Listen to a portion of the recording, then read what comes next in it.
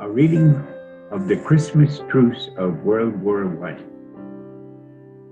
World War I, also known as the Great War, began in 1914 after the assassination of Archduke Ferdinand of Austria.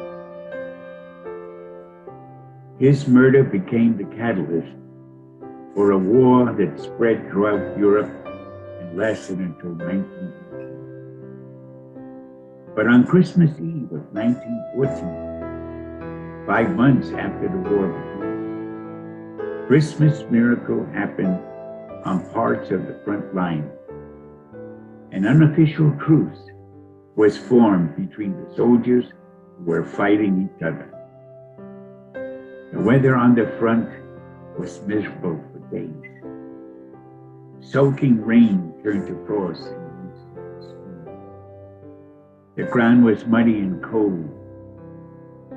There was no feeling of Christmas. But then a sign. Some Christmas trees had been sent to German troops. And on December 23rd, the German soldiers started placing the trees outside of their trenches. On December 24th, they sang hymns. The Allied troops listened quietly and then responded by raising their voices and singing Christmas songs back to German soldiers. On Christmas morning, at the first light of dawn, some of the German soldiers emerged from the trenches and approached the Allied lines across no man's land, calling out Merry Christmas. At first, the Allied soldiers thought it was a trick. But seeing the Germans unarmed, they climbed out of their trenches and shook hands with the German soldiers. Then the true miracle started. The men exchanged presents of cigarettes and plum pudding. They acted, laughed, and were friends. Later, some fires were lit for warmth to make the day more pleasant. And some say that afternoon that a good-natured game of soccer was played. It must be noted that both sides declared themselves the winner of the match, and no one cared. The truce lasted until the evening, and then both sides returned. Some of the soldiers asked the truce to be extended to the end of the war. Those in power said no. But in the end, this day showed the true meaning of Christmas. A celebration of love that let enemies become friends, if only for a short while.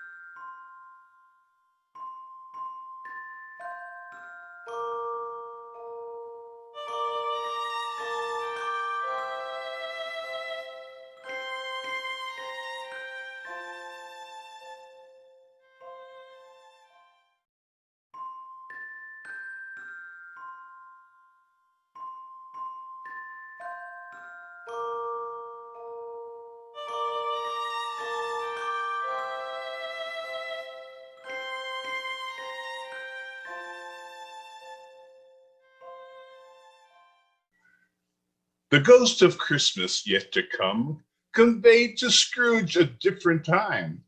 They were in the future.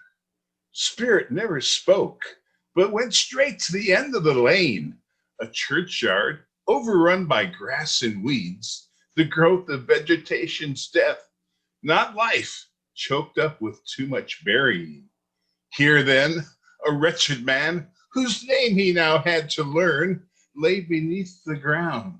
The spirit stood among the graves and pointed down to one. Draw I near to that stone to which you point, said Scrooge. Answer me one question. Are these the shadows of things that will be, or are these the shadows that may only be?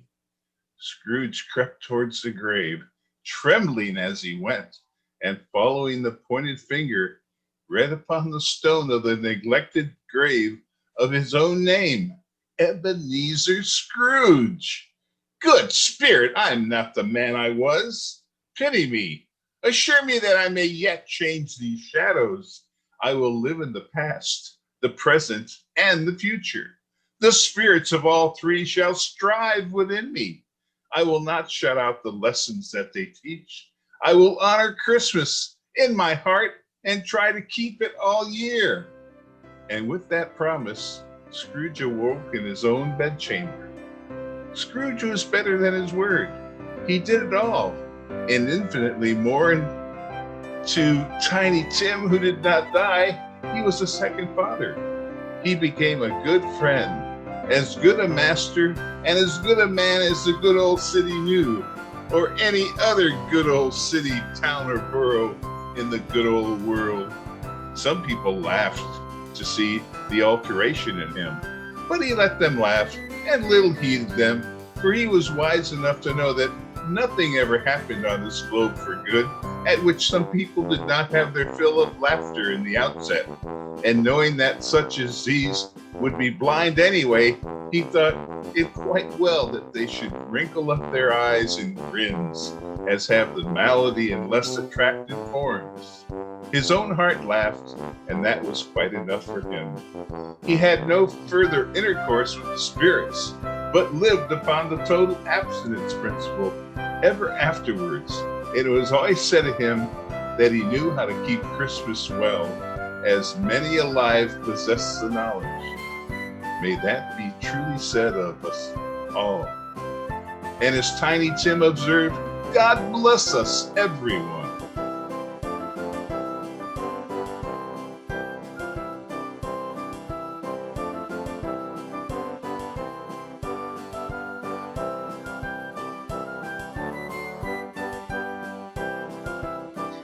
Christmas is coming. The goose is getting fat. Please put a penny in the old man's hat. If you haven't got a penny, a halfpenny will do.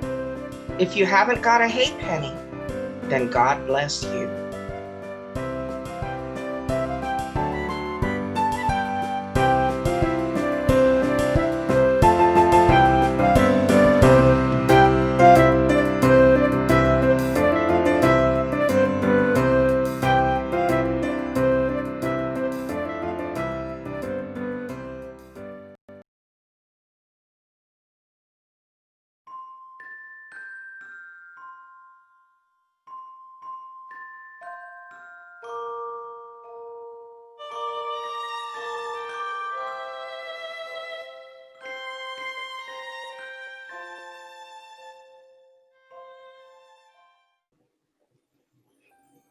Almost 200 years ago, this poem was first published in December 23rd, 1823. It was the night before Christmas, when all through the house not a creature was stirring, not even a mouse. The stockings were hung by the chimney with care, in hopes that St. Nicholas soon would be there. The children were nestled all snug in their beds, while visions of sugar plums danced in their heads. And Mama in her kerchief and I in my cap had just settled our brains for a long winter's nap. When out on the lawn there rose such a clatter, I sprang from the bed to see what was the matter. Away to the window I flew like a flash, tore open the shutters and threw up the sash. The moon on the breast of the new fallen snow gave the luster of middays to objects below.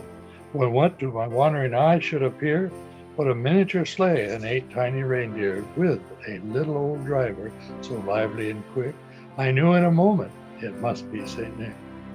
And he whistled and shouted and called them by name, Now Dasher, now Dancer, now Prancer and Vixen, on Comet, on Cupid, on Donner and Blitzen, to the top of the porch, to the top of the wall. Now dash away all. As dry leaves before the wild hurricane fly, when they met with an obstacle, mount to the sky. So up to the house spot, the coursers they flew, and the sleigh full of toys, and St. Nicholas too. And then in a twinkling I heard on the roof the prancing and pawing of each little hoof. As I drew to my head and was turning around, down the chimney St. Nicholas came with a bound. He was dressed all in fur from his head to his foot, and his clothes were all tarnished with ashes and soot.